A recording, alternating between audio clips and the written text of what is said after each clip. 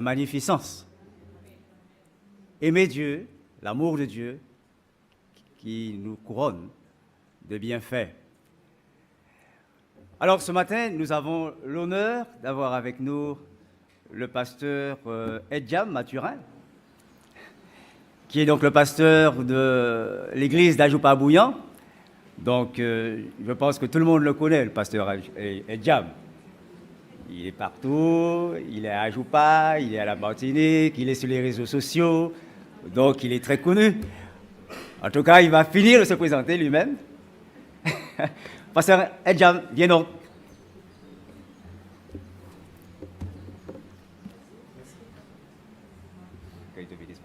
Merci beaucoup. Après le message. Est-ce que je peux avoir un micro sans fil? Bonjour à tous. J'ai demandé un micro sans fil parce que j'ai pas l'habitude de rester figé derrière la chair. Donc, je vais faire une crise cardiaque si je reste debout. Ils ont chronométré mon mouvement dans un message et ils ont découvert que lors de message, je fais 5 km tous les dimanches matins. Alors du coup, je ne fais pas de sport le dimanche matin, je le fais derrière la chair. C'est bon pour le micro sans fil? Je peux parler déjà? Test. C'est bon déjà? D'accord, ok. Très bien, merci beaucoup. En tout cas, bonjour à tous. Et merci pour le privilège que vous me faites de venir jusqu'ici un dimanche matin. Vous habitez très loin, vous savez. Hein?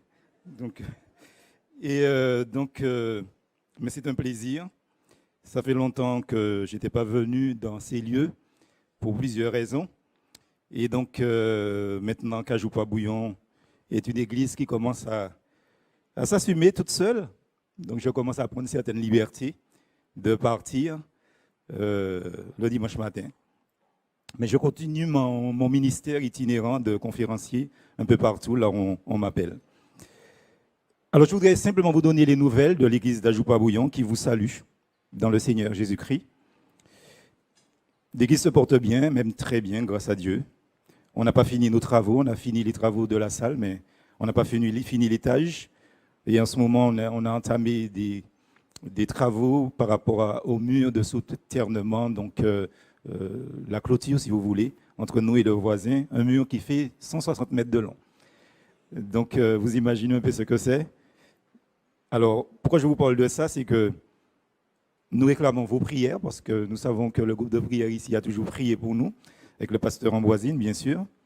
Mais surtout, notre église a ça comme spécificité, c'est que quand vous êtes en face, parce que c'est juste sur la nationale, vous ne voyez pas le parking.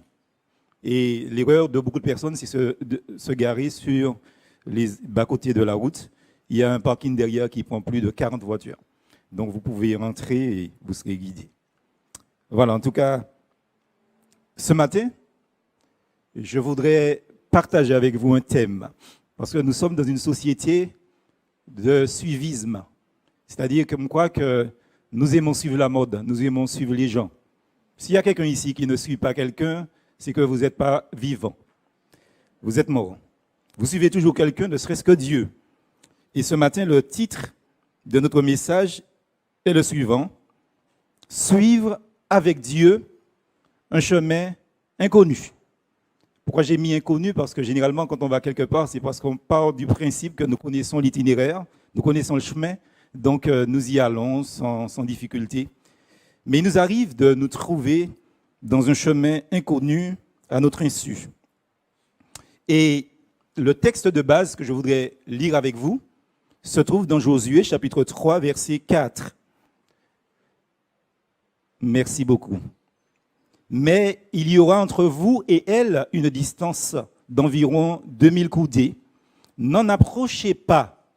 Elle vous montrera le chemin que vous devez suivre, car vous n'avez point encore passé par ce chemin. Est-ce qu'on peut dire Amen à la parole de Dieu? Bien, c'est bien. Ça veut dire qu'il y a du monde qui m'écoute et nous allons passer un bon moment ensemble. Amen.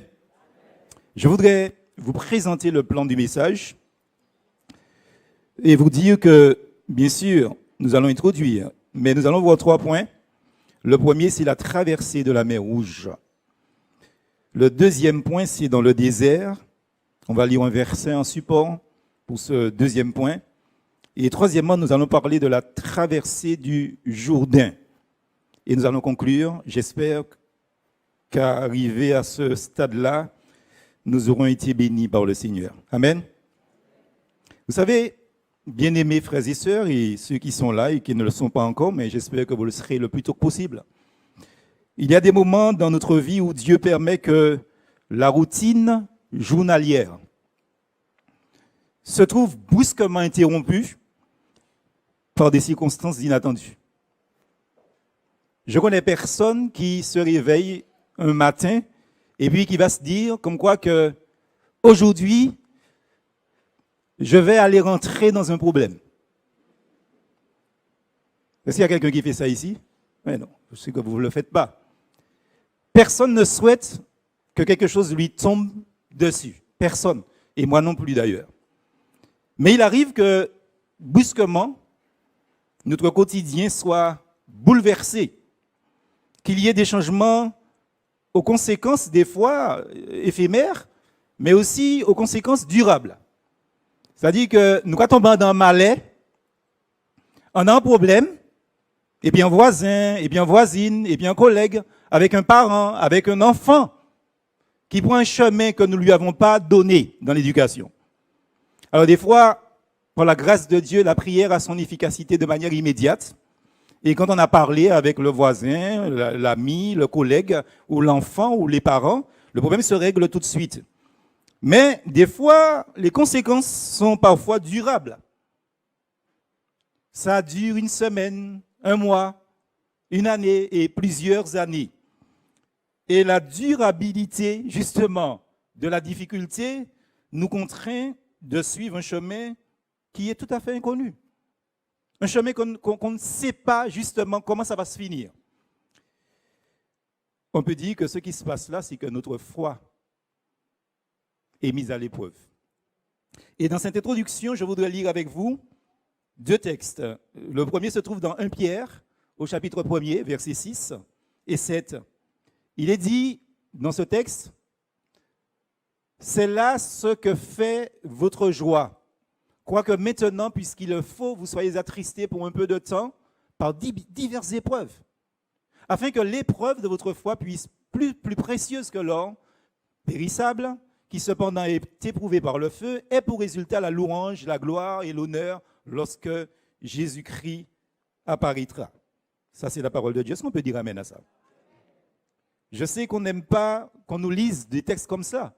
Ce qu'on aime entendre, c'est plutôt qu'on nous dise, ben, l'Éternel est ma joie. Et là, on dit amen tout de suite. Mais quand la parole de Dieu nous dit, là, clairement, qu'effectivement, que l'épreuve est dans l'épreuve, nous devons être joyeux, nous avons du mal à dire amen à cela.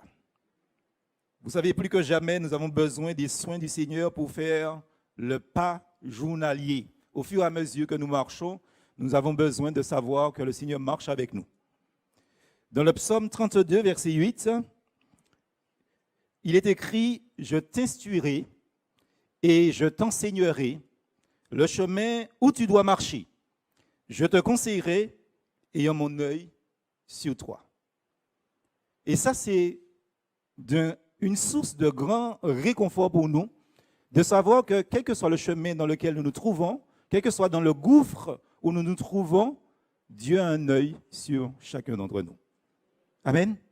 Dieu a un œil sur nous et des fois, on pense que le Seigneur ne nous voit pas dans notre épreuve, mais le Seigneur, il est là. Alors, je voudrais clôturer cette introduction pour vous dire de faire ce chemin avec moi au travers 3 exemples remarquables qui sont tirés des Saintes Écritures qui concernent la marche du peuple de Dieu, depuis l'Égypte jusqu'au Canaan.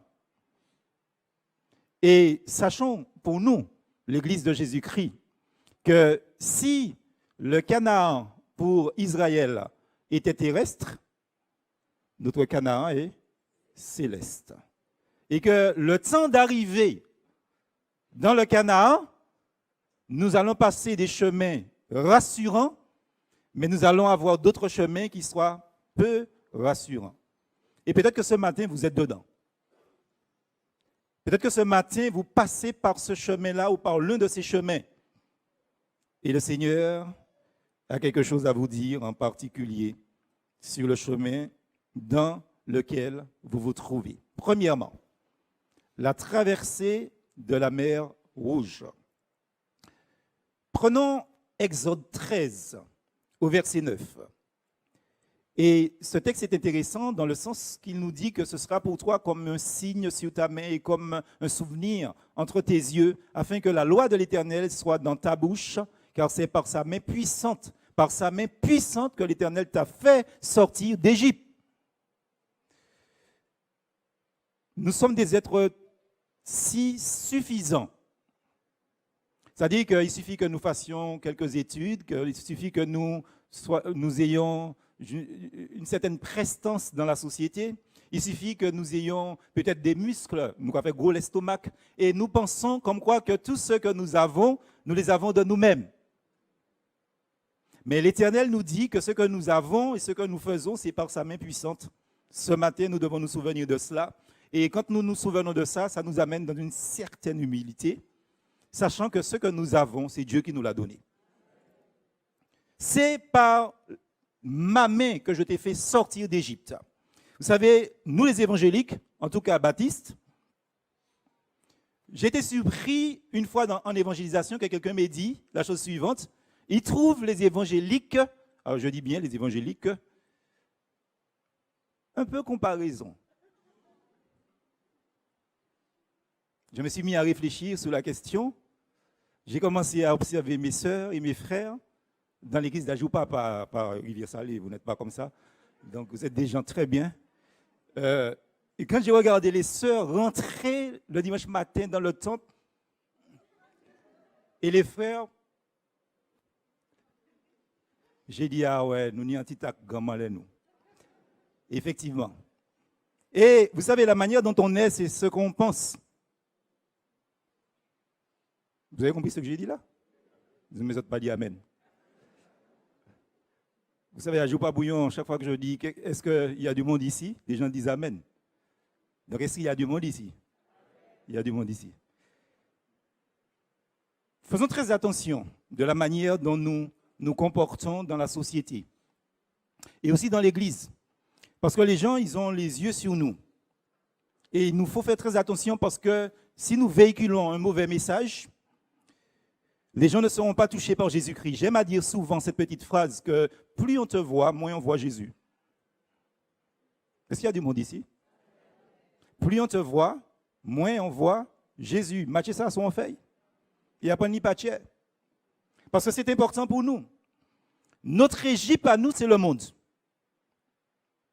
Et Dieu nous a fait sortir du monde par sa main puissante. Ce qui veut dire comme quoi que nous n'avons rien en plus que les gens du monde. Et que si nous sommes là ce matin, c'est par la grâce seule de Dieu. Béni soit l'Éternel. Avant de quitter l'Égypte, le peuple d'Israël a connu une nuit solennelle, celle de la Pâque. C'est là que ça se trouve, en origine.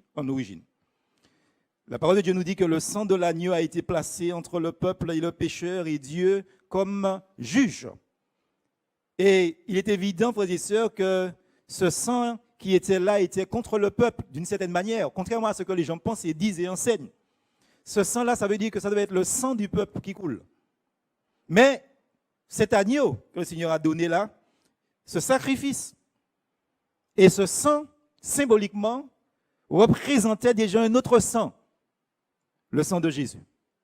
C'était le symbole du sang de Jésus. Et d'une certaine manière, quand ce sang a été mis sur les linteaux des portes, le peuple d'Israël a été préservé de la colère de Dieu. Préservé. Dans Exode 12, verset 12 et verset 13, il est dit, cette nuit-là, je passerai dans le pays d'Égypte et je frapperai tous les premiers-nés du pays d'Égypte, depuis les hommes jusqu'aux animaux, et j'exercerai des jugements contre tous les dieux de l'Égypte. Je suis l'Éternel. Verset 13 nous dit, le sang vous servira de signe sur les nations, sur les maisons, où vous serez. Je verrai le sang et je passerai par-dessus vous et il n'y aura point de plaie qui vous détruise quand je frapperai le pays d'Égypte. Est-ce qu'on peut dire amen à ça? C'est la parole de Dieu. Ça voudrait dire, frères et sœurs, que si nous sommes là ce matin, c'est parce que le sang de Jésus nous a gardés. Alléluia. Merci Seigneur. C'est une figure, justement, de l'expiation telle qu'elle a eu lieu à la croix. Et l'amour de Dieu a pourvu aux besoins de l'homme, en lui donnant le seul sacrifice en mesure de subir son jugement. Dans 1 Pierre, chapitre 1er, au verset 19, il est dit que l'agneau de Dieu sans défaut et sans tache, préconnu dès la fondation du monde. Préconnu dès la fondation du monde, ça veut dire que même avant l'Égypte, le sang de l'agneau était déjà disposé à agir pour vous et pour moi. Et Israël, en ce qui le concerne, quand ce fut fait, a ensuite traversé la mer Rouge qui présente un nouvel aspect de la croix, c'est-à-dire la rédemption. Dans Exode 15, au verset 13, il nous est dit, par ta miséricorde, tu as conduit, tu as délivré ce peuple par ta puissance, tu le diriges vers la demeure de ta sainteté. Béni soit l'Éternel. Dieu est ici, là pour son peuple. L'ennemi aurait voulu en fait ressaisir sa proie. Et l'ennemi là était les Égyptiens. Ils ont poursuivi Israël dans le désert, mais Dieu a gardé son peuple. Tout ça pour nous dire que sur ce chemin inconnu dans lequel vous vous trouvez, dont vous ne connaissez pas encore l'issue, le Seigneur est à votre côté, comme une colonne de feu, justement, comme une sorte de lumière dans les moments sombres de votre vie, et que vous marcherez toujours à la lumière de Dieu. Les Israélites n'avaient aucun moyen d'échapper à Pharaon, ni aux Égyptiens, à cette armée puissante. Pourquoi? Parce qu'ils étaient sans armes. Ils étaient à pied, ce qu'ils avaient en main, c'était des animaux, des ustensiles de ménage, etc. Ils étaient en train, vous savez, aujourd'hui, quand vous déménagez, vous sollicitez une société de déménagement, de sorte que vous êtes tranquille. Ils viennent, ils emballent les meubles pour vous, ils le mettent dans un camion. Si vous partez dans un autre pays, vous laissez la Martinique, ça voyage. Vous prenez votre petit avion vous seul et vous êtes tranquille. Quand ça arrive, ils apportent, ils déballent pour vous et ils rangent pour vous. Mais en ce temps-là, il n'y avait pas de société de déménagement. Les Israélites, ils avaient peut-être leur table sur la tête. Ils avaient leur buffet avec eux sur des animaux. Ils avaient tout ce qu'ils avaient en Égypte, justement, comme arme, mais c'était leur habit et leur ménage, comme on dit. Et ils se voient poursuivis par une armée puissante qui sont les Égyptiens avec des armes et des chars. Mais ils sont perdus. Et ils savaient tellement qu'ils étaient perdus que quand ils ont compris que les Égyptiens les poursuivaient, ils ont crié à l'Éternel et ils se sont reposés sur Moïse, justement. Et vous connaissez l'histoire très bien. Très, très bien. Aucun moyen de s'en sortir. Et qu'est-ce que l'Éternel a dit à Moïse de dire à ce peuple? C'est ce que Moïse a dit. Moïse a dit, Dieu va vous sortir de là. N'ayez pas peur. L'Éternel combattra pour vous et vous, gardez le silence. Gardez le silence. Frères et sœurs, nous nous agitons trop par moments. Nous sommes comme Israël, nous murmurons, nous rouspétons tout le temps. Nous ne sommes pas d'accord. Il y a tellement de syndicats dans les églises de Dieu. Il y a trop de syndicats avec nous. Syndicalistes ceci, syndicalistes par là, syndicalistes par-ci. Vous savez, ce matin, dans ma lecture quotidienne, parce que nous faisons ce nous appelons la lecture biblique sur une année, chaque année dans l'église d'Ajoupa-Bouillon, et il y a des gens dans le monde entier maintenant, le frère a parlé de réseaux sociaux, justement, il y a des gens dans le monde entier qui se sont adhérés à notre système et qui sont dans un groupe WhatsApp avec nous. Et chaque année, nous prenons un plan biblique, et chaque année, nous lisons la Bible entièrement. Toute la Bible. Nous lisons la Bible entièrement. Parce que c'est deux commandements. Hein? Le psaume 119 nous demande de nous plonger dans la parole, de nous lever dans la parole, d'aller dormir dans la parole. Et quand nous parlons de parler de la parole, et ça fait des années que nous faisons ça. Pratiquement toute l'église à Ajoupa-Bouillon a déjà lu la Bible plusieurs fois, donc chaque année. Et je vous invite à faire ça parce que c'est très intéressant. Vous savez, frères et sœurs, ce matin dans ma lecture quotidienne, j'étais en train de lire que le peuple murmura. Vous savez, les syndicalistes, c'est comme ça qu'a fait. Il a commencé à murmurer. Vous avez toujours une personne, et ça c'est très vicieux et satanique en même temps, parce que vous avez toujours une personne qui pense quelque chose, mais qui n'a pas le courage de dire ce qu'il pense. Ça ne se fait pas, Rivière-Salée, parce que Rivière-Salée, c'est une église bénie.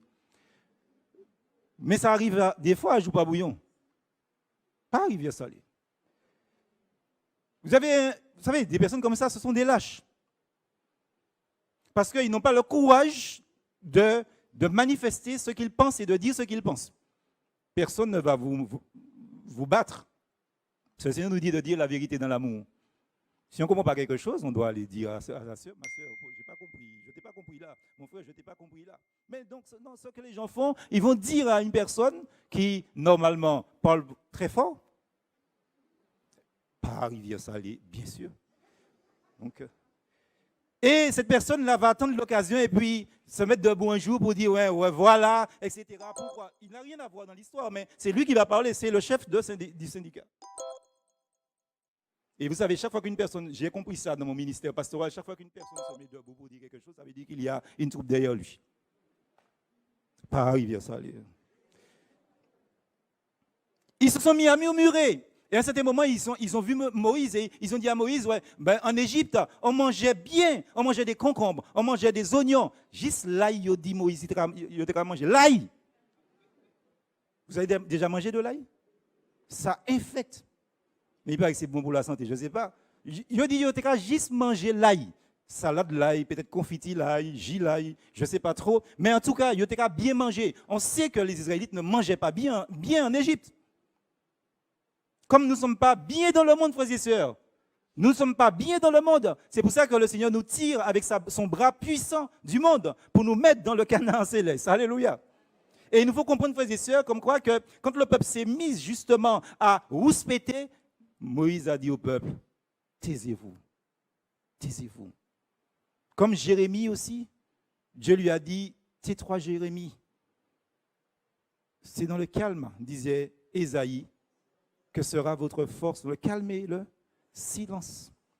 Et Jérémie, lui, il a dit autre chose encore plus fort. Il est bon pour l'homme et la femme aussi d'attendre le secours de l'Éternel dans le silence.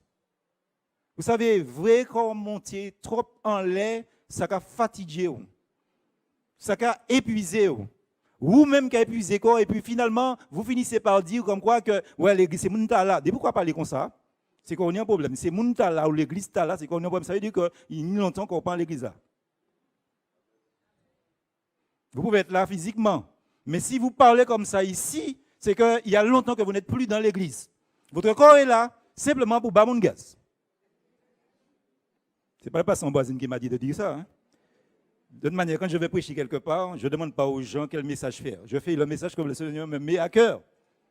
Et il faut bien comprendre que ce que je vous dis là, c'est biblique. Le peuple a commencé à rouspéter. Et nous savons que chaque fois que le peuple murmurait, le fléau de Dieu passait parmi le peuple et tuait des milliers de personnes. Des milliers de personnes.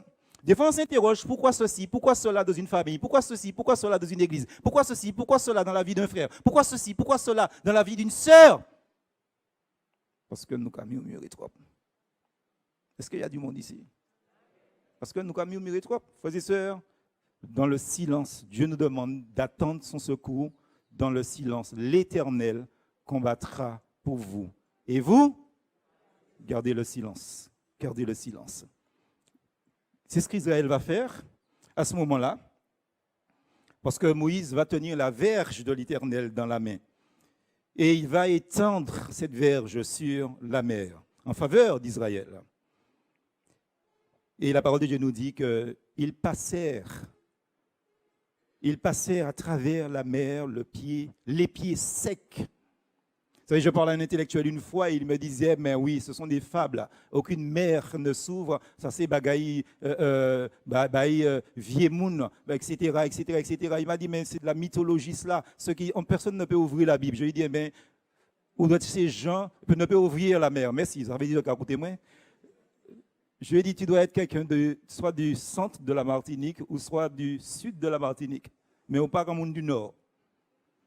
Parce que dans le nord, nous avons appelé le tobolo. Dieu a fait un tobolo ce jour-là. Vous savez, à Sainte-Marie, chaque année, en cette période-là, la mer s'ouvre en deux. Et puis il y a une îlette en quelque part là. les gens passent sur le sable et ils vont sur l'îlette, les pieds secs. Et pour moi, ce n'est pas la nature qui fait ça, c'est Dieu qui le fait. Donc si à cette Marie, la mer peut s'ouvrir, eh bien, joue là dans le désert, bon la mer, Dieu a ouvert la mer aussi. Et il faut bien comprendre, frères et sœurs, comme quoi que, ben, il ne faut pas nous arrêter à ce que les gens disent. Je voudrais conclure ce point premier avec Exode 14, verset 14, que nous avons lu tout à l'heure et que je voudrais reciter, où il est dit, l'Éternel combattra pour vous. Et vous, gardez le silence. Dans Hébreux 11, il est dit que c'est par la foi qu'ils traversèrent la mer Rouge. Par la foi. Dieu fait appel à notre foi. Ils traversèrent cette mer comme un lieu sec, tandis que les Égyptiens qui tentèrent de passer, c'est-à-dire de les suivre, furent engloutis. Dieu va engloutir vos ennemis si vous avez foi en lui ce matin. Est-ce qu'on peut dire amen à ça? Deuxièmement, dans le désert. Je voudrais vous inviter à lire encore 2 textes dans Exode 13, verset 21, où il nous est dit ce qui suit. J'aime beaucoup ce texte. Pourquoi? Parce qu'il nous dit que l'Éternel allait devant eux. Ça, c'est important, vous savez. Nous sommes dans une société pas de liberté, mais de responsabilité. C'est-à-dire que, qu'est-ce qui se passe? C'est que j'ai observé que dans une maison, il y a toujours plus d'une voiture. S'il y a 2 personnes dans la voiture, il y a 2 voitures. S'il y a 3 personnes, il y a 3 voitures. S'il y a 4 personnes, il y a 4 voitures. S'il y a 5 personnes, il y a 5 voitures. Et puis les gens, puis l'auto. Ah, c'est bon ici. Hein?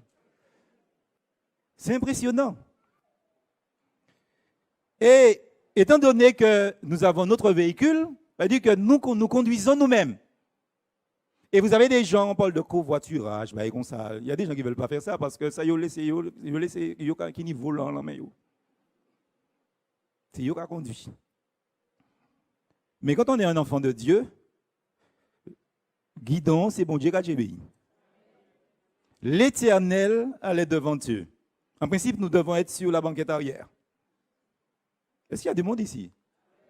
Ah, peut-être que mon message ne vous plaît pas ce matin, hein, mais je ne vais pas venir, moi, faire plaisir ici. Hein. Je vous dis que vous devez être derrière. Parce que Dieu doit être devant. Et que quand vous chantez, Jésus devant, il faut mettre en pratique ce qu'on va chanter. Il faut bien comprendre cela. Dieu allait devant eux le jour dans une colonne de nuée pour les guider dans leur chemin et la nuit dans une colonne de feu pour les éclairer afin qu'ils marchassent jour et nuit. Vous savez, jour et nuit là, c'est moi qui fais ce symbolisme. Hein? Et je ne vous dis pas que c'est parole d'évangile. Mais en tout cas, comprenez bien ce que je veux dire. Jour là, ça veut dire quand ça va bien. Et la nuit, ça veut dire quand ça va mal. Ça veut dire que ça aille bien, que ça aille mal, le Seigneur doit marcher devant nous et nous devons suivre le Seigneur. Ce n'est pas ce jour-là, quand ça va mal, on va dire, je ne vais pas aller à l'église, je ne vais pas aller à la réunion de prière, je ne vais pas aller à l'étude biblique, je ne vais pas aller au culte, je ne suis plus le Seigneur, je vais essayer de m'en sortir. Non, laissez Dieu marcher devant vous et puis suivez le chemin de Dieu. C'est important pour nous de dire cela. Un autre texte, dans Nombre chapitre 9, verset 17, il nous est dit, quand la nuée s'élevait de dessus la tente, les enfants d'Israël partaient. Et les enfants d'Israël campaient dans le lieu où s'arrêtait la nuée. Alléluia. Oui, béni soit le Seigneur. Vous savez, alléluia, ça veut dire louer l'Éternel. Les gens disent alléluia, il faut dire amen. Ce texte-là est capital dans le thème que nous sommes en train de voir en ce moment. Quand la nuée s'élevait, ils partaient. Et quand ça s'arrêtait, ils campaient dans le lieu que la nuée s'arrêtait. La vraie question là, bien-aimés, frères et sœurs, c'est est-ce qu'on est à l'endroit où la nuée de l'Éternel s'est arrêtée pour nous? Est-ce qu'on est exactement là où on doit être? Que ce soit professionnellement, que ce soit conjugalement, que ce soit spirituellement, l'Église, la vie d'Église, dans notre service chrétien, est-ce que vous êtes à la place que vous devez être? Vous savez, j'ai posté une méditation avec une image d'une mandarine bien coupée. Vous savez, une mandarine a une spécificité, c'est que ça a des tranches. Et le collègue qui m'a envoyé cette image, il m'a dit, écoute Mathis, je t'envoie ça, je sais que tu vas trouver quelque chose à dire à propos de ça. Alors j'ai dit, tu me connais bien frère. Hein? Et finalement, il a enlevé une tranche de mandarine et il a mis, peut-être que vous avez vu cette image qui circule sur Internet, de toute manière les gens prennent tout ce qu'ils voient, donc je ne mets pas de copyright sur ce que je fais parce que c'est la parole de Dieu, je n'ai pas besoin de copyright. Il a enlevé une tranche de mandarine et vous savez ce qu'il a mis? Une corse d'ail. Mais on voit la corse d'ail bien entranchée dans la mandarine. La tranche est bien dans une place où aucune autre tranche de mandarine ne la dérange. Et j'ai écrit cette petite phrase au-dessus. Ce n'est pas parce que vous avez trouvé une place que vous êtes à votre place.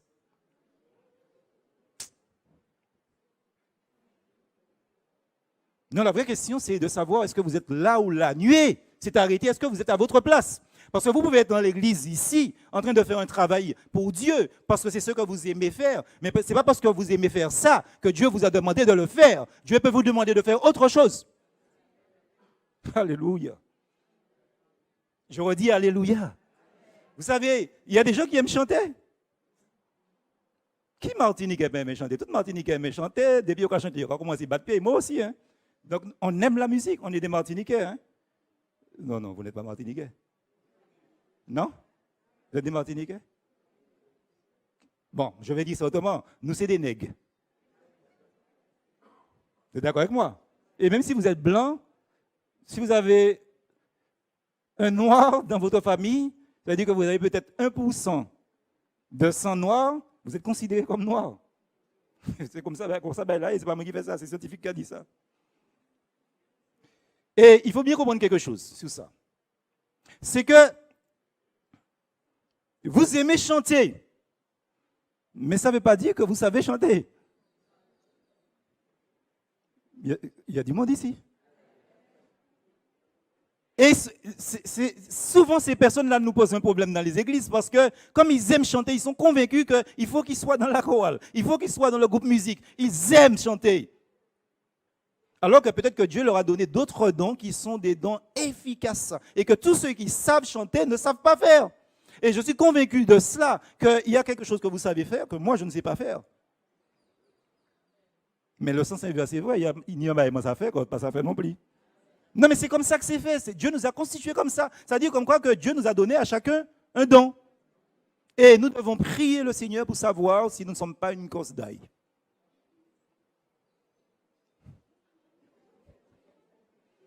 Oui, amen, ma soeur. Ah, heureusement que tu es là.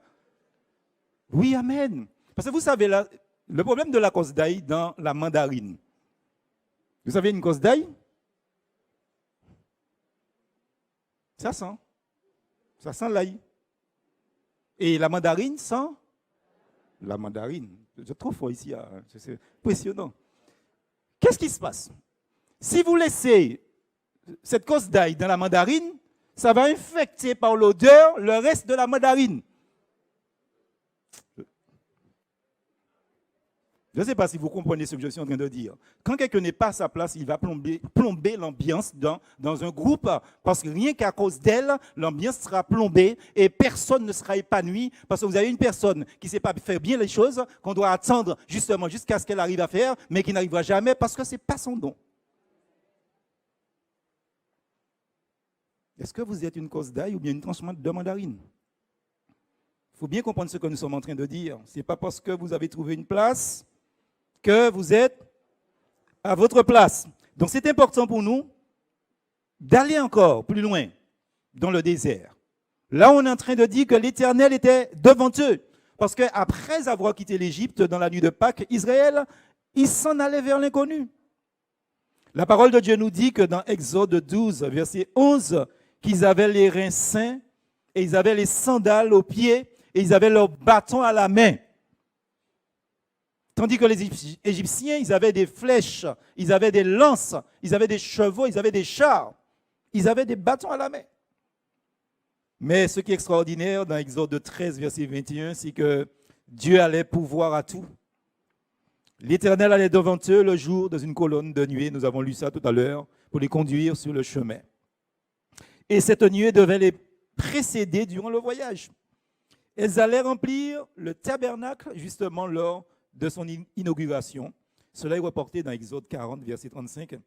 Et cette nuée-là était un guide fidèle tout au long de la route. Cela nous est reporté aussi dans Nombre 9, versets 15 à 23. Pardon. La gloire de l'Éternel apparaissait dans la nuée. Même lors des moments les plus critiques, la gloire de l'Éternel apparaissait dans la nuée. Cela nous est reporté dans Néhémie chapitre 9, au verset 18 et 19. Vous savez, la présence de l'Éternel était ainsi rendue sensible à son peuple, malgré les murmures et ses fautes. Dans Nombre 10 que nous allons lire, verset 33, il est dit dans ce texte que l'arche de l'alliance de l'Éternel allait devant eux pour leur chercher un lieu de repos. Même si des fois nous murmurons, même si des fois nous fautons, nous péchons, jamais la présence de Dieu ne nous abandonne. Jamais. Parce que nous sommes la propriété de Dieu.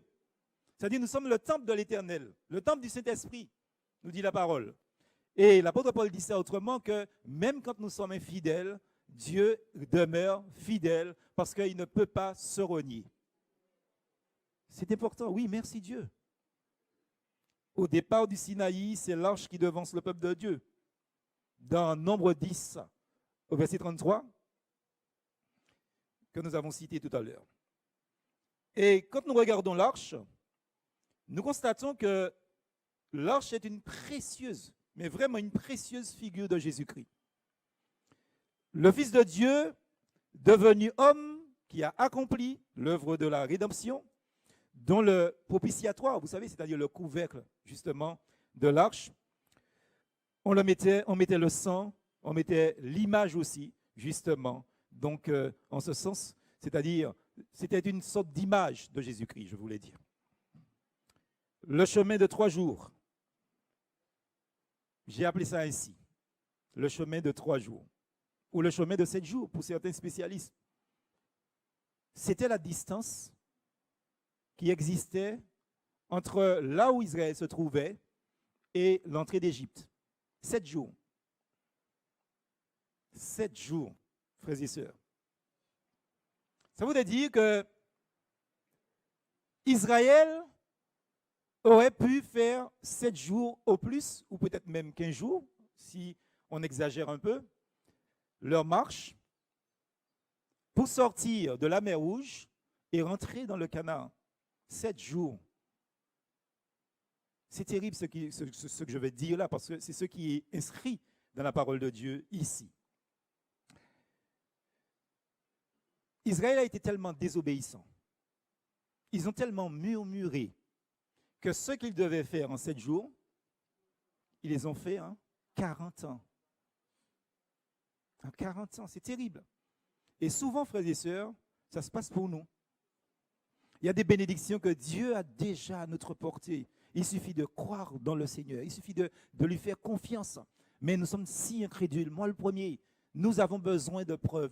Et même le fait que nous avons besoin de preuves, peut-être que ce n'est pas forcément grave. Puisque quand Thomas n'a pas cru, Jésus-Christ ne lui a pas fait de reproche particulière. Mais en tout cas, dans cette situation, au lieu de nous contenter déjà que nous avons besoin de preuves, ce qui n'est pas forcément une bonne chose concernant notre foi, mais nous murmurons. En plus de ça, et chaque fois que nous murmurons, nous éloignons la bénédiction de plus en plus de nous. Il faut qu'on comprenne ça, frères et sœurs. Il y a des gens qui auront été déjà tellement bénis dans nos assemblées, tellement enrichis par le Seigneur, en toutes sortes de sens. Mais on a l'âme rebelle. Et, frères et sœurs, plus on est rebelle, moins on est béni. C'est une réalité, frères et sœurs, biblique. En raison de son incrédulité, le peuple a dû rester 40 ans dans des hurlements de solitude. Lisons Deutéronome 32, verset 10. C'est ce qui nous est dit. Il l'a trouvé dans une contrée déserte, dans une solitude, aux effroyables hurlements. Il l'a entouré, il en a pris soin, il l'a gardé comme la prunelle de son œil. Des hurlements d'une solitude. Toute cette génération, écoutez bien ce que je vais vous dire là, une grande leçon, très grande leçon spirituelle. toute la génération, excepté 2 ou 3 personnes, toute la génération a péri dans le désert. Toute la génération de rebelles. Et j'avais dit ça une fois dans une église où on m'avait envoyé régler un problème. Vous savez, des fois, les chrétiens ont tellement de mauvais témoignages. Tellement de mauvais témoignages. Qu'il arrive qu'une église n'a plus d'efficacité comme elle devait avoir. Et il faut des fois que toute cette génération de frères et sœurs disparaisse pour que l'église reprenne de l'élan et soit bénie. Et vous savez, pour qu'une génération disparaisse, il faut entre 20 et 30 ans. Pensez-y, si vous aimez votre église, priez pour l'église et ne parlez jamais de votre église comme en ces termes, l'église Tala, c'est moun Tala, pasteur Tala. Jamais. N'oubliez jamais cela. Parce que c'est moun Tala, c'est où? Parce qu'on dit dingue. C'est votre église. Et vous ne pouvez pas vous dissocier de votre église. En tout cas, tant que vous êtes là, vous ne pouvez pas vous dissocier. C'est votre église et votre église, c'est vous. Oui, amen, ma sœur. Que Dieu nous préserve. Toute cette génération a péri, excepté 3 personnes. Souvent on dit 2, mais je dis 3, Josué et Caleb. Parce que Moïse a quand même vu de loin. Mais même Moïse n'est pas rentré dans le pays. Et pourtant, Dieu dit, Moïse,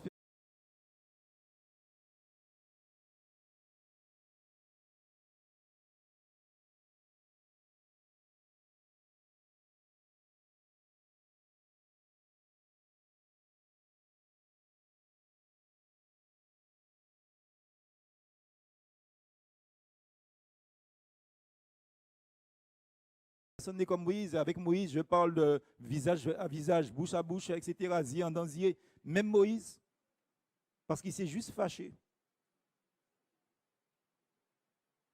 Il y a des gens qui aiment dire, oui, c'est comme ça que je suis. Qu'est-ce que tu veux, frère? Je suis comme ça. Et après, maman a fini ça. Ou pas ni pour fâcher, frère. Alléluia. Pas ni pour fâcher, calme-toi. La parole de Dieu dit que la colère de l'homme n'accomplit pas la justice de Dieu. Réfléchis avant de parler. Vous connaissez peut-être pas ce chant d'un groupe dominicain, de la Dominique, pas très loin de chez nous. Nous sommes très en lien avec la Dominique, l'église d'Ajoupa-Bouillon. Et d'ailleurs, le groupe de femmes part en Dominique bientôt. Il y a un chant d'un groupe dominicain qui dit « Réfléchis avant de parler ».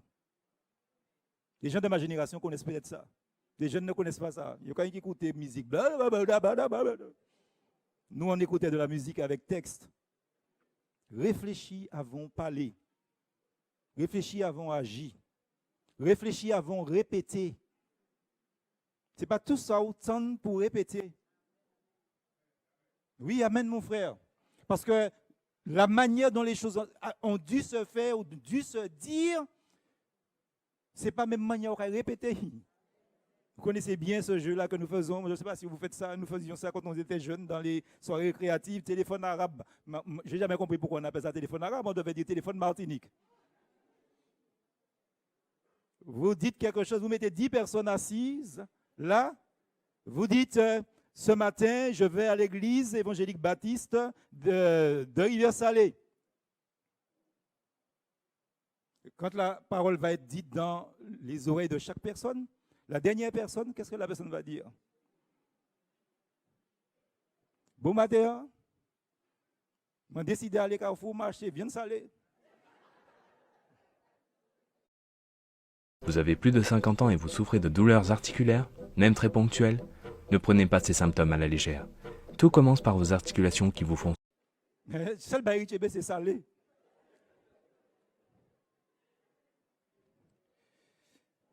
Faisons très attention, frères et sœurs. Troisièmement, la traversée du Jourdain. Troisième et dernièrement. Je voudrais parler du Jourdain avec vous parce que c'est intéressant.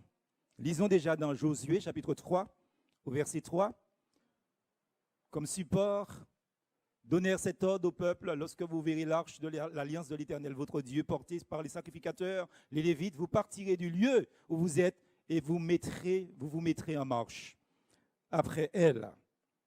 Lorsque vous verrez l'arche, vous marcherez après elle. Voilà donc le dernier obstacle qu'est le Jourdain. C'est cet obstacle qui bouche la route au peuple d'Israël. Donc c'est le temps de la moisson à ce moment-là. Et selon les spécialistes, ce qu'on comprend, c'est que le fleuve, justement, regorge par-dessus tous ses bords, évoquant justement pour nous les eaux du jugement. Dans Josué, chapitre 3, au verset 15, justement, le texte parle de cela. Donc nul doute que les fils d'Israël, à ce spectacle du Jourdain, ils réalisaient la difficulté qu'ils auraient justement de passer de l'autre côté. Le fleuve déborde. C'est quelque chose de terrible. Chaque croyant, chaque enfant de Dieu en tout cas, est aussi appelé à traverser spirituellement son fleuve. Et peut-être que votre fleuve déborde en ce moment. Et que vous vous posez la question, mais comment est-ce que je vais m'en sortir? Voilà donc une illustration importante, qui est celle de notre mort avec Christ. Parce qu'une question se pose inévitablement, justement, à toute personne nouvellement convertie d'ailleurs, et je voudrais vous citer cette question: comment peut-il mettre son vieil homme hors d'état de nuire? Comment mettre le vieil homme hors d'état de nuire? Chaque enfant de Dieu doit apprendre avec bonheur que tout a été accompli par Jésus-Christ. Tout. Une fois pour toutes, et cela à la croix. Jésus a été crucifié, nous dit la parole, pour nous. Et c'est un fait qui est présenté là par la mer Rouge. Mais le croyant justement que nous sommes, ou les croyants que nous sommes aussi crucifiés avec Christ. Et cette vérité-là est figurée par le passage du Jourdain. Le croyant, il est introduit justement dans la vie de résurrection de Jésus-Christ, au-delà même de la mort. Lisons Galates chapitre 2, verset 20. J'ai été crucifié avec Christ, et si je vis, ce n'est plus moi qui vis, c'est Christ qui vit en moi. Et si je vis maintenant dans la chair, je vis dans la foi au Fils de Dieu qui m'a aimé et qui s'est livré lui-même pour moi. C'est Christ qui est notre tout. C'est pour ça que j'ai commencé ce message tout à l'heure en disant, dans le premier point, que plus on vous voit, moins on voit Christ. On doit cesser de nous voir pour voir notre Sauveur, notre Seigneur, Jésus-Christ, parce que c'est important qu'on voie Jésus-Christ au lieu de nous. Si nous prêchons nous-mêmes, les gens vont demeurer toujours dans leur péché. Si nous véhiculons notre personne, notre personnalité, les gens vont demeurer dans le péché. Mais si c'est Jésus-Christ que nous prêchons et que nous véhiculons partout où nous allons, les gens vont se convertir à Jésus-Christ. Faisons très attention à cela.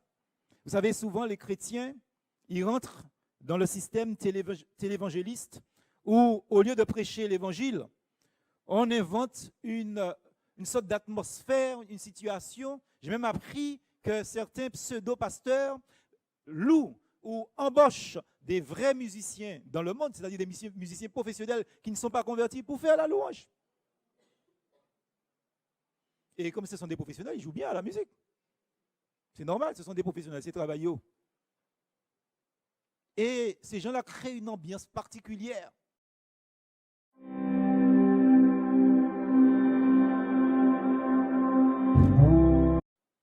Et dans cette ambiance-là, la première chose qu'ils commencent à faire, vous savez, c'est quoi? La collecte. Oui, parce que les gens sont dans une sorte d'euphorie.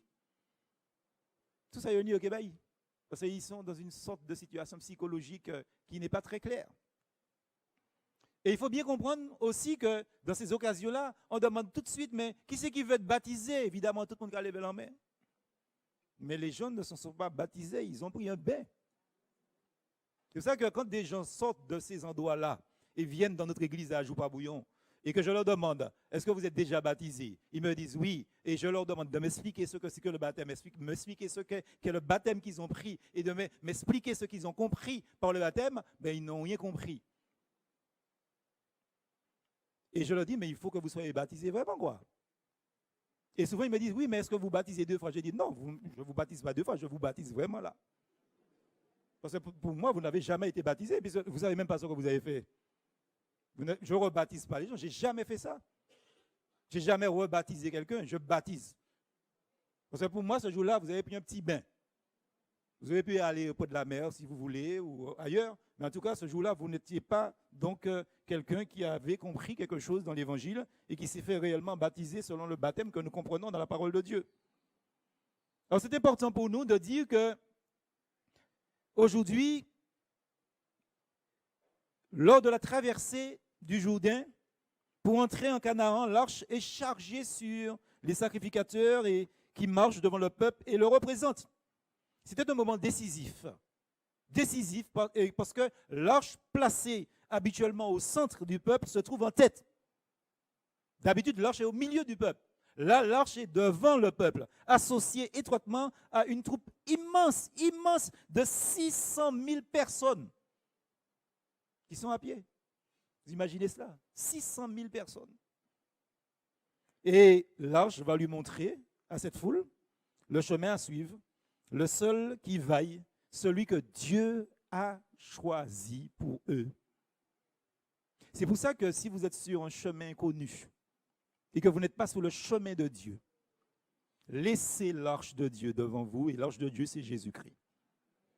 Laissez Jésus vous conduire. Vous êtes sur le mauvais chemin. Vous savez, le conducteur du peuple, Josué, qui était un type de Jésus-Christ, ressuscité d'ailleurs, Christ, il avait dit au peuple, Josué chapitre 3, verset 3, il avait dit au peuple, aussitôt que vous verrez l'arche de l'alliance de l'Éternel votre Dieu, vous marcherez après elle. Dans Jean 10, que nous allons lire, Jean 10, verset 4, est-ce qu'on peut l'afficher? C'est Christ qui s'exprime dans ce texte. La parole est claire. Lorsqu'il a fait sortir toutes ses propres brebis, le « il » là, c'est Jésus, il marche devant elles, devant les brebis. Et les brebis le suivent parce qu'elles connaissent sa voix. Elles connaissent la voix de leur maître. Je vais donner cet exemple vendredi soir d'ailleurs, dans une étude biblique. Quand j'étais petit, j'aimais beaucoup les animaux, j'avais beaucoup d'animaux, mais je n'avais pas de moutons. Et j'avais un ami qui avait, ses parents avaient beaucoup de moutons. Et j'aimais aller rentrer les moutons avec lui, justement. Mais il avait l'expérience, justement, de ces animaux. Il ne tenait pas tous les moutons, parce que tous les moutons étaient attachés toute la journée. Il les lâchait. Il lâchait tous les moutons. Mais tous les moutons restaient sur place. Mais il y avait un chef parmi les moutons. Le bélier. Tant qu'il n'avait pas détaché le bélier, que le bélier n'était pas parti, les moutons restaient sur place, même détachés. Alléluia. Quelle image. Jésus-Christ, il est le vrai et le bon berger. Et là où Jésus-Christ se trouve, c'est là où vous devez être. C'est là où vous devez être. Quelqu'un m'a posé la question. Nous sommes en train de faire une étude sur l'évangélisation personnelle, parce que je crois que l'évangélisation est d'abord personnelle avant d'être un fait d'église. Et il me dit, mais est-ce qu'il a posé la question, parce que nous essayons de faire des études un peu d'échange, de questions, etc. Et il pose la question suivante, est-ce qu'on peut aller évangéliser en tout lieu, n'importe où? Ma réponse est stricte, non. Pourquoi est-ce que j'ai répondu comme ça? Parce qu'il y a quelque temps, quelqu'un m'a dit, je n'ai pas compris la personne. La personne m'a dit qu'elle est convertie. De toute manière, je dis, tout le monde qui a converti, et nous passons à convertir à qui ça? Et il m'a dit que le Seigneur lui a donné une mission. Et la mission que le Seigneur lui a donnée, c'est d'aller prêcher l'évangile dans les nightclubs.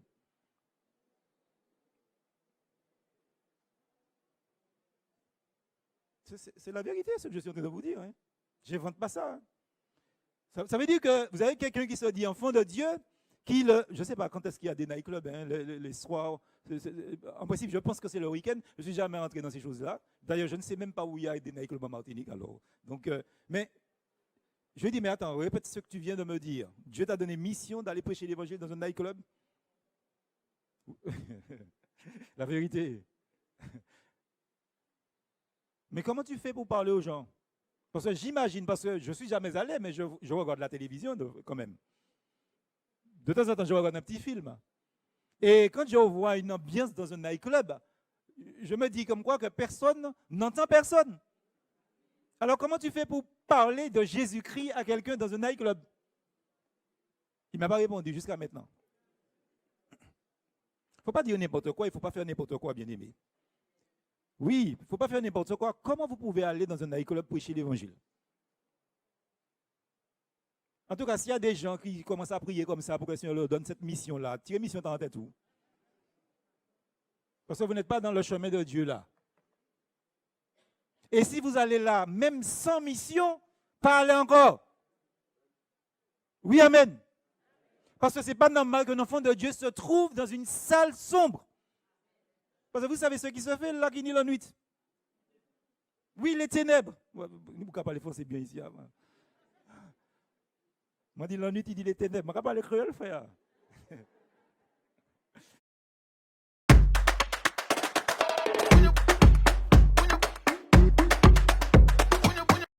Mais tu as raison, mon frère. C'est les ténèbres. Dans une salle de ténèbres, il ne se passe que des choses ténébreuses, frère. Vous d'accord avec moi? Alléluia. Tu ne peux pas te trouver là. Nous sommes des enfants de lumière. Nous devons être là où il y a la lumière. Alléluia. Nous devons être là où il y a la lumière. Et la lumière, notre lumière, c'est Jésus-Christ. Christ n'est pas glorifié dans ces endroits-là. Vous ne pouvez pas trouver quoi là. Si vous allez là, si maintenant là, si vous êtes allé là la semaine dernière, si vous êtes allé là ne serait-ce qu'une seule fois, vous devez demander pardon au Seigneur.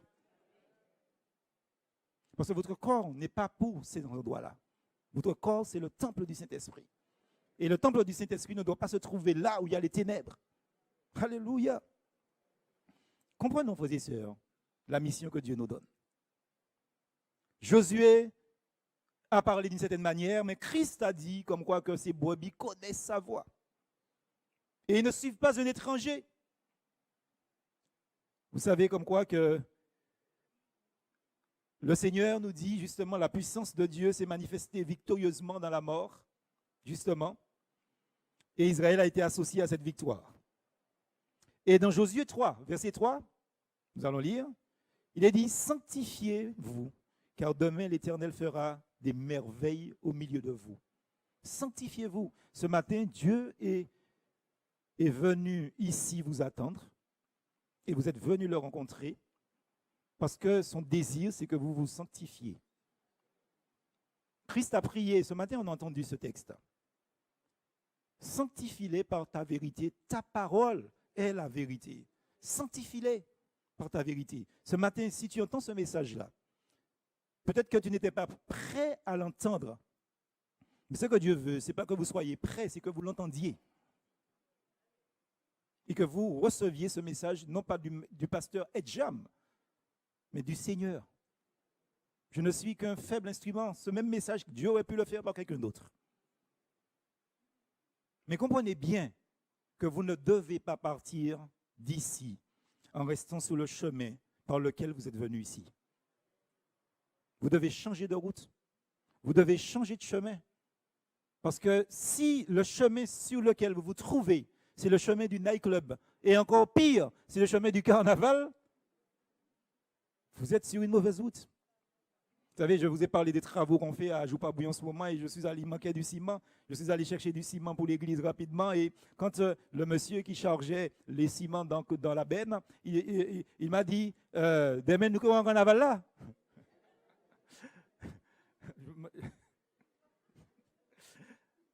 Je dis beaucoup, vous ne pas connaître moi. Hein? Ça, c'est vous ne pas connaître moi. Si vous êtes à mon côté, ce n'est pas un carnaval là, moi beaucoup. Pourquoi moi dans l'église, dans dimanche matin, mais pas un carnaval là. Et c'est ce qu'il fallait pas qu'il me dise, parce que des pour ou maman, pied pour mon l'évangile là, ou après nèg. Il faut bien comprendre, frères et sœurs, qu'il y a des endroits où nous ne devons pas nous trouver. Parce que ce n'est pas le chemin de Dieu. Et ce matin, nous allons faire un petit appel de sanctification tout à l'heure. Mais il faut que vous demandiez pardon au Seigneur. Il faut que vous demandiez au Seigneur de vous remettre sur le bon chemin. Parce que je suis convaincu que Dieu vous a envoyé ici ce matin pour que vous repreniez la bonne route.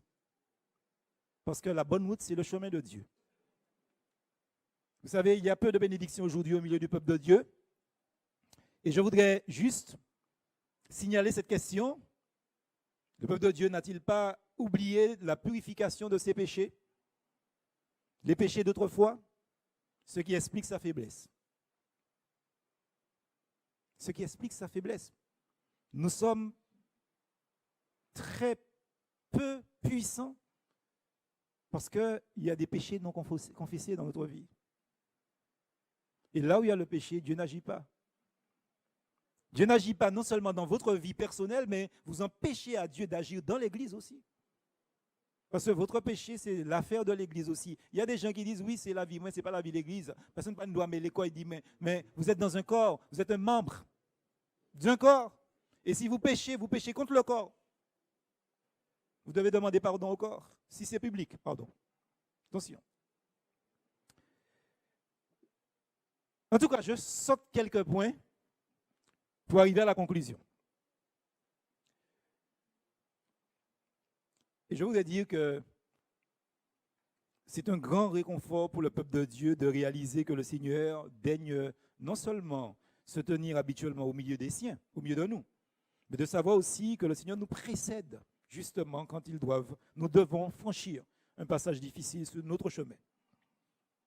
Et le seul endroit où nous sommes en totale sécurité, c'est dans le chemin de Dieu.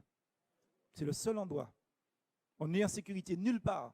Dès qu'on sort du chemin, on n'est plus en sécurité.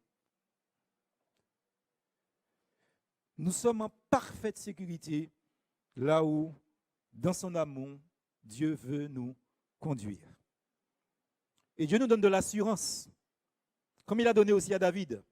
Dans le psaume 61, ce sera notre dernier verset, que j'aurais aimé qu'on affiche, 61 verset 2. Il nous est dit, « Ô Dieu, écoute mes cris et sois attentif à ma prière. » Et plus loin, David dit, justement, du bout de la terre, qu'il a crié à Dieu, dans l'accablement de son cœur, il a crié à Dieu, et Dieu l'a conduit sur un rocher qu'il ne pouvait pas atteindre. Si ce matin vous priez,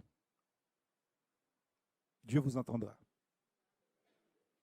Parce que vous savez, si vous êtes sur un mauvais chemin, vous êtes un malheureux. Ça, c'est une carte de visite. Et si vous êtes thérapeute, ça ne sert à rien. Alors arrêtez de distribuer des cartes de visite. Vous êtes malheureux. Vous pouvez faire gamme et l'intéressant devant les gens, mais vous êtes un malheureux. Vous vivez tristement. Quand vous êtes dans votre chambre, vous réfléchissez. Vous passez des mauvaises nuits. Vous passez des nuits en tôle ondulée, en là, en haut, en là, en bas, comme ça. Tôle ondulée. Vous faites des cauchemars.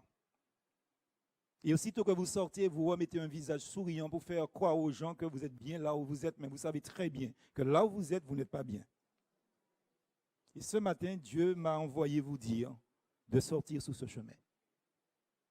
On va baisser la tête. Tout le monde, fermez les yeux. Et on va demander au Seigneur de nous guider ce matin. Je ne parle pas là de conversion, je parle là de sanctification. Et nous allons faire silence dans notre cœur devant le Seigneur. Et nous allons faire ce que nous appelons une sorte d'introspection, c'est-à-dire que nous allons entrer en nous-mêmes et nous allons nous interroger devant le Seigneur. Et le Seigneur nous a parlé ce matin, il nous a montré ce qui ne va pas dans notre vie. Et nous savons ce qui ne va pas. Et là maintenant, dans ce processus, nous lui demandons pardon. Au plus profond de notre cœur, nous lui demandons pardon. Pardon Seigneur. Pardonne-moi pour cette désobéissance. Pardonne-moi parce que je suis sur un chemin qui n'est pas ton chemin. Je me trouve sur mon chemin, je me trouve sur le chemin du monde. Peut-être que cet après-midi, j'avais d'autres ambitions.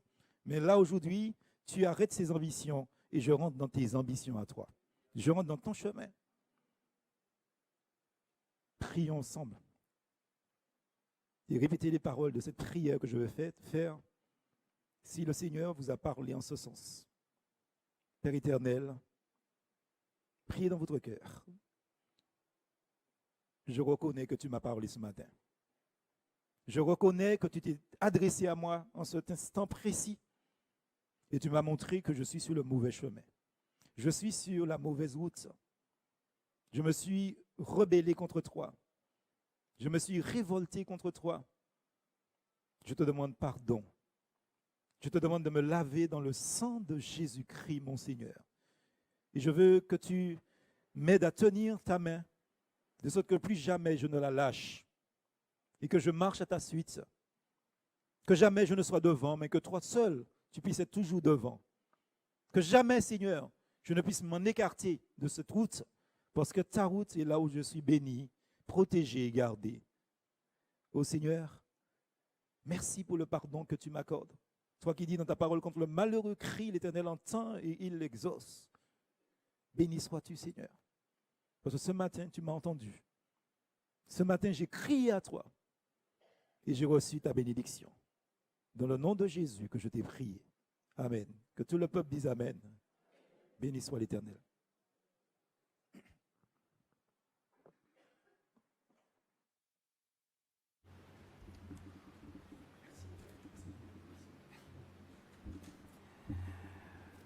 Remercions le pasteur Edjam pour ce message que le Seigneur lui a donné pour nous ce matin. Et nous disons Amen à ce message. Et j'espère que nous ne partirons pas ici en disant que nous avons eu un beau message, de belles paroles, mais que le Seigneur permettra que nous puissions aussi considérer ce message dans notre vie afin que nous puissions être des croyants meilleurs. Nous allons donc chanter le numéro